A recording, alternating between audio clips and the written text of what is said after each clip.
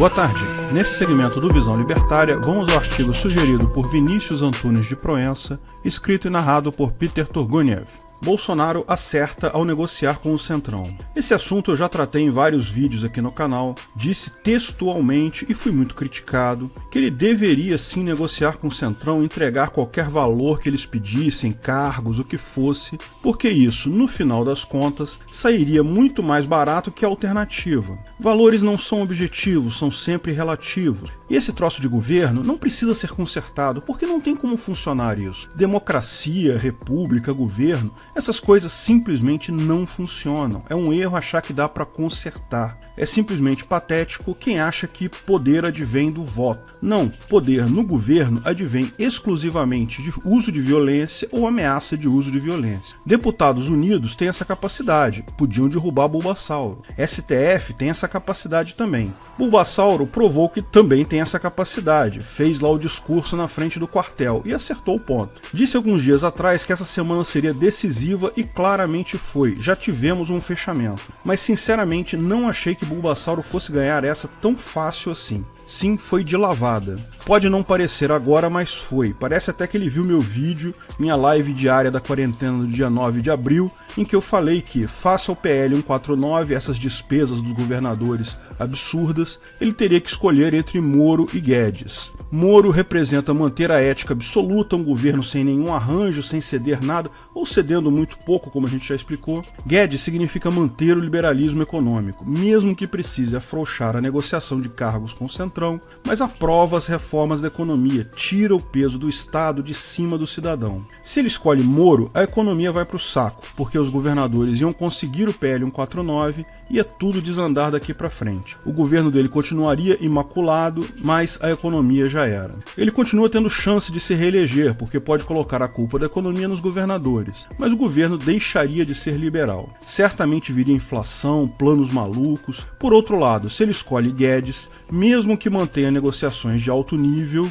nunca será perdoado por isso. Vão bater nessa tecla até o infinito. Ele continua se reelegendo porque com uma boa economia qualquer presidente se reelege, mas nunca mais vai poder bater no peito e gritar ética. Eu falei nessa live que tudo indica que ele havia escolhido o caminho do Moro. De fato, acho que ele realmente naquela época apostava nesse caminho. Mas me parece que os acontecimentos forçaram ele a fazer uma outra opção, e ele optou pelo Guedes dessa vez. Veja, não é que tenha abandonado totalmente o Moro, não é isso, apenas abandonou a ideia de fazer um governo resistente a ataques, porque percebeu que ataques viriam de qualquer forma. Como eu disse, desde o primeiro dia, minha torcida era mesmo para ele seguir esse caminho do Guedes. Foda-se governo, Estado não funciona mesmo. O melhor que ele pode fazer é colocar o Moro no STF, ele merece isso, e consertar a economia. No longo prazo, o governo vai até chegar num lugar bom, já em preparação para o fim do governo daqui a uns 30 anos. Mas deixa eu explicar com calma o que está acontecendo. Fazendo uma breve recapitulação do que já falei em outros vídeos, só para situar quem está vendo pela primeira vez,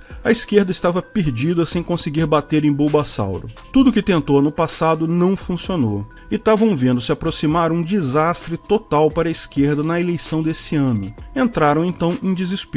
Mas eis que surge o Super Coronga, uma doença maravilhosa para os planos da esquerda. Esquece esse papo de conspiração internacional, simplesmente a doença apareceu e eles viram a oportunidade. Originalmente, tudo que queriam era uma desculpa para impedir manifestações a favor de Bonoro, que foi o que impediu que destruíssem o governo do cara no ano passado. Não tenha dúvidas que, sem as manifestações no ano passado, o governo estaria bem pior agora.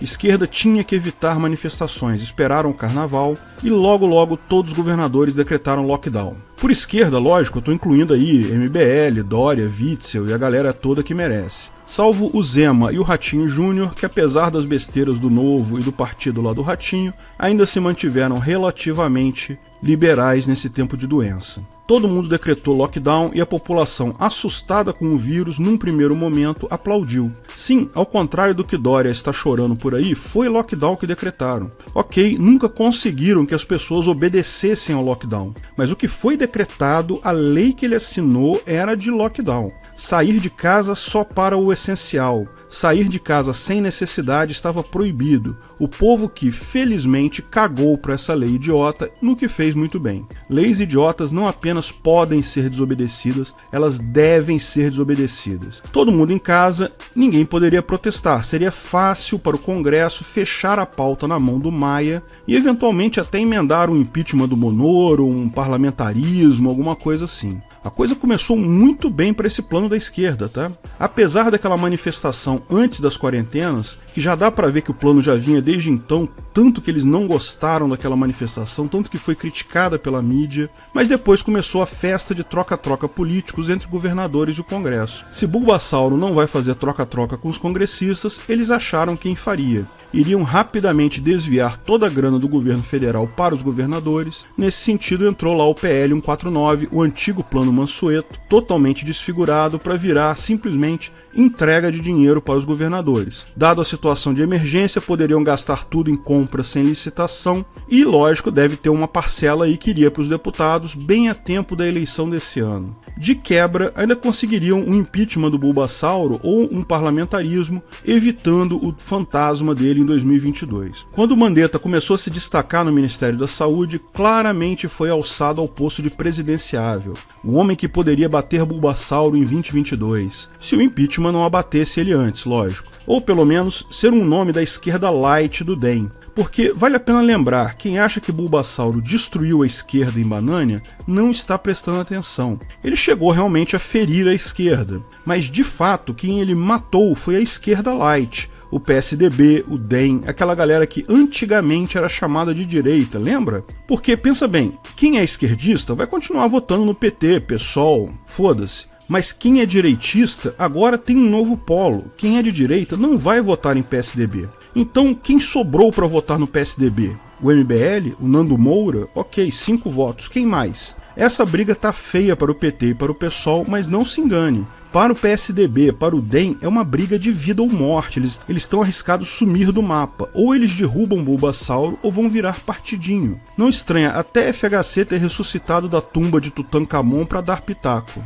Pois bem, o plano da esquerda ia muito bem até a semana do dia 10 de abril, mais ou menos. Mas aí aconteceu algo que os esquerdistas não esperavam. A doença simplesmente parou de crescer. Ela não era tão grave quanto eles imaginavam antes. Ao invés de super coronga, tiveram uma mini coronguinha. Não me entenda mal, não estou dizendo que é uma gripezinha, a doença é algo sério, mas simplesmente não matava tanto quanto esperavam. Isso era um problema, porque mostraria rapidamente para o público que o lockdown foi exagerado, não precisava disso. Pior, não é que não tenha sido só um pouco menor do que esperavam, foi muito menor. Esperavam um número de mortos estilo Itália ou Espanha, centenas de mortes por milhão de habitantes. Tivemos menos de 10 mortes por milhão de habitantes até aqui, entre os menores do mundo. Não sei se foi pelo calor, pela população jovem, pela vacina BCG, por algum motivo, ao contrário de outros países, simplesmente a doença não vingou aqui. Lógico, cada morte é uma tragédia, meus sentimentos para cada família de vítimas dessa tragédia,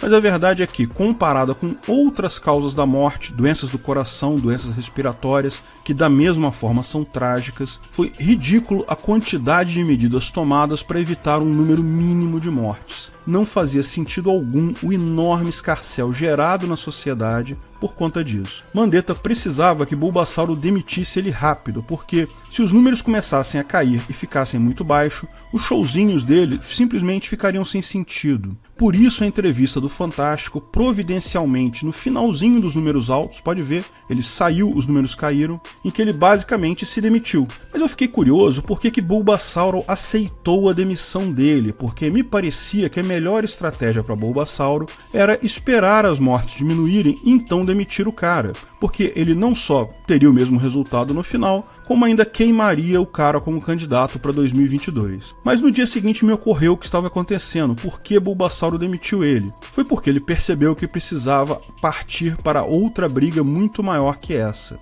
Não podia se dar ao luxo de ter um traíra no meio da equipe. O fato é que a esquerda se deu conta que seu plano estava naufragando, poucas mortes, o povo já estava ficando revoltado com o lockdown, começaram a haver carreatas contra Dória, protestos contra Witzel, o povo saindo na rua do mesmo jeito. Eles perceberam que era um ultimato. Tinham que ir para o vai ou racha, essa semana seria o showdown. Vamos resolver esse problema. Mas o povo ajudou, continuou com os protestos e Bulbasauro muito espertamente foi lá na frente do quartel, não falou em ditadura, não falou em dissolver Congresso, não falou em dissolver STF, mas nem precisava, né, gente? Estava na cara que ele fez uma ameaça, o simbolismo estava todo ali. Poder advém de ameaça de uso de violência. Se Maia e a esquerda vão cagar no tabuleiro de xadrez aprovando o impeachment do nada, ele vai cagar mais alto ainda nesse mesmo tabuleiro, merdalhando a coisa toda. Seguiram-se reuniões em Brasília, mas como eu alertei no vídeo, havia uma grande chance dessas reuniões serem de conciliação. Foi Maia ao Columbre e o STF na casa do Maia,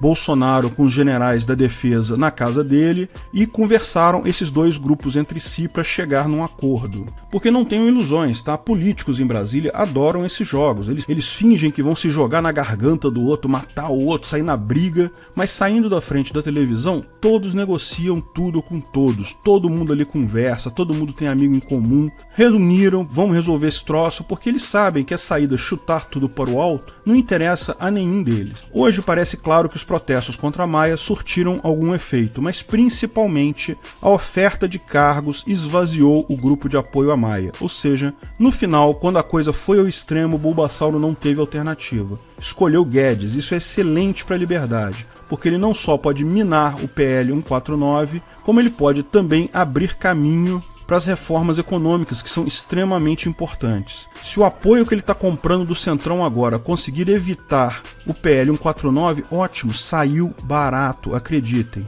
Muito, mas muito mais barato do que bater de frente e perder. Lógico, a solução costurada implica em todo mundo ceder alguma coisa. Então, alguma parte do PL vai passar. Só não vai ser o absurdo que está lá. Algum prêmio de consolação deve ter sido prometido ao nhonho. Talvez a possibilidade de reeleição, não sei. Alguma coisa tem. No final é isso, é negociação. Cada um cede um pouquinho para chegar num ponto que não é terrível para todo mundo. E o lado bom de negociarem isso é que, encerrada essa fase, podemos acabar com esses lockdowns sem sentido e seguir com nossas vidas. Podemos começar também a empichar Witzel, Dória e outros governadores ditadores que fizeram esses lockdowns absurdos e sem sentido. Já tem até motivo para isso. O Roberto Jefferson já cunhou o termo, o Covidão. Bob Jefferson, aliás, cuja participação nisso tudo não deve ser descartada. Você, eu e 99% do país achamos esse cara um nada. Mas lá em Brasília ele é respeitado, tem muito deputado que escuta o cara. Ele tá fazendo essa ponte com o Centrão e a importância dele nessa história é muito maior do que transparece. Covidão, vocês sabem, é o acordo dos governadores com os deputados. Os governadores estão fazendo compras sem licitação loucamente para gerar dinheiro para as eleições desse ano, tanto para eles quanto para os deputados. Ah, mas você está criticando o Witzel e o Dória pela corrupção deles no Covidão e está incentivando o Bulbasauro a fazer acordo com o Centrão. Olha, primeiro que não é necessariamente a mesma coisa. Os governadores já estão gastando dinheiro e roubando loucamente. O acordo com o Centrão apenas coloca pessoas em cargos. Eu concordo que isso pode levar no futuro a compras maceteadas, mas pode não levar também, se os sistemas de controle funcionarem lá dentro. É bem menos do que compras sem licitação e sem motivo, que é o que está acontecendo com os governadores. Então não é absolutamente a mesma coisa, mas a minha crítica aos governadores nem é essas compras superfaturadas. Minha crítica é a restrição de liberdade, é proibir pessoas de trabalhar, de sair na rua. Isso é que é um absurdo completo. Por isso que eles merecem ser empichados. Roubalheira é só um pretexto mais rápido, mais fácil de provar, uma forma para acabar com a carreira política desses idiotas. Exatamente o mesmo ponto de Dilmanta e Lula Arápio. Na minha visão, o crime do PT é o socialismo, é querer Estado grande, controlador, é achar que existe um grupo de pessoas iluminado que sabe o que é melhor para a sociedade mais do que a sociedade como um todo. Socialismo, sim, é um crime. Gente, parem de achar que o governo vai resolver alguma coisa, que é só votar em candidato certo, se não houver corrupção, tudo vai funcionar. Não, governo não funciona, independente de quem esteja lá. Também tenha ou não tenha corrupção. Tudo que eu quero é um governo que pare de atrapalhar, porque isso já está ótimo. E o caminho escolhido pelo Bulbasauro é esse, é o caminho que eu queria. Paulão Guedes pode ajustar as coisas, com o Centrão jogando a favor, as reformas podem andar bem melhor, Que vão atacar ele na reeleição levantando isso? Lógico que vão, mas vão levantar podres dele de qualquer jeito. Se a economia estiver bem na época da reeleição, não será problema, ele vai se reeleger tranquilo. Ao contrário do que muita gente acha, eu não torço para Bulbasauro não, eu torço para a liberdade. Enquanto o Bulbasauro estiver no caminho da liberdade, é meu candidato, vou votar e vou apoiar. No momento que colocar outras coisas na frente da liberdade, mesmo que seja a luta contra a corrupção ou alguma outra coisa assim, de minha parte ele perdeu o apoio.